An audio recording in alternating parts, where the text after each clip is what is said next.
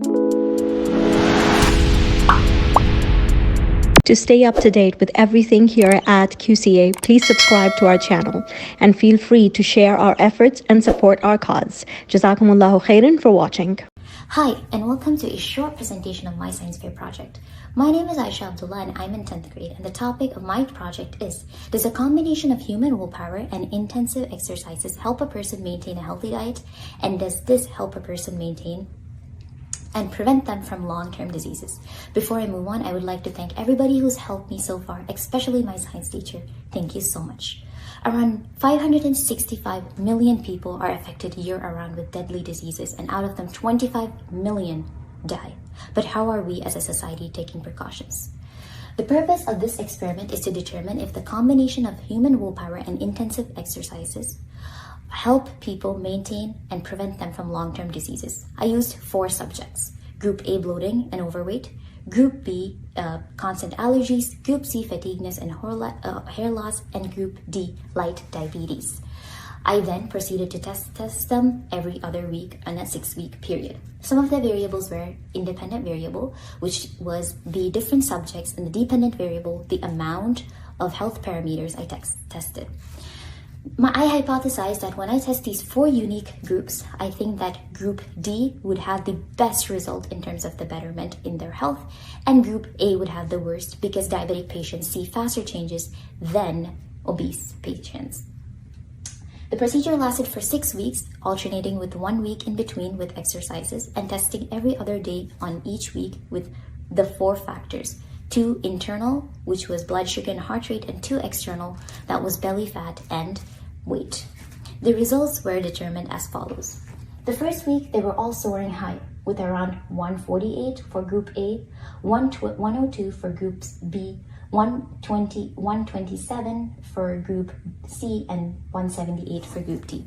You can see a fall on Group 4, which means you think they all decreased. But Group C still had a high soreness over here in terms of their weight, because of the pollen exposure, which kept their heart rate and their blood sugar heavy and going, and made them lazy all the time. Towards the end of the experiment, on week 6, you could see that all of them again had a huge rise. Out of these rises, Group A and Group B ended off the worse note, adding on 5 to 6 pounds, and Group C lost around 4 pounds, and Group D lost around 2 pounds. Overall, 2 groups maintained the willpower because of their feelings and other factors, and 2 were not very good at their willpower. To conclude, I think that my hypothesis was partially right, which means I said that Group D would have a better effect. But I was wrong. Group C came before Group D, because Group C saw faster changes which helped them maintain and regulate their willpower. Group C, when working out, had hormones called endorphins come down, which was a natural painkiller to their headaches and other various factors, which kept their willpower going in a more and more better way. Whereas Group A and Group B had very, very, very hard time in digesting, because fatty foods take around 12 hours to digest. So if the obese subject took food around the day before that was fatty foods, and then worked out, and then not even 12 hours later they again intook it, fat just builds up and builds up, not showing any changes, resulting in very poor change.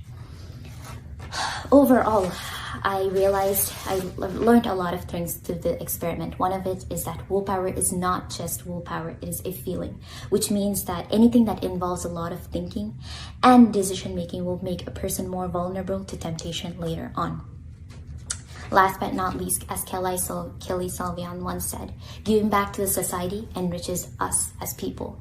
And so if I could ever give back to society with my project, it would be to give to orphanages and tiny, tiny societies where people are starting to develop these diseases and can prevent them slowly, as by combining their willpower, by affecting and thinking and rightly, consciously taking care of their willpower and keeping their diet at a maintenance.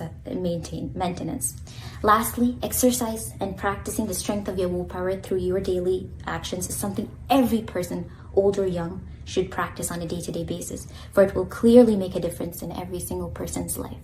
I hope this project explanation and summary was insightful. Due to time constraint, I couldn't go into details, but I hope you learned something, and I hope you learned that willpower can make or break a person. Thank you so much for watching this video, and I hope I was insightful.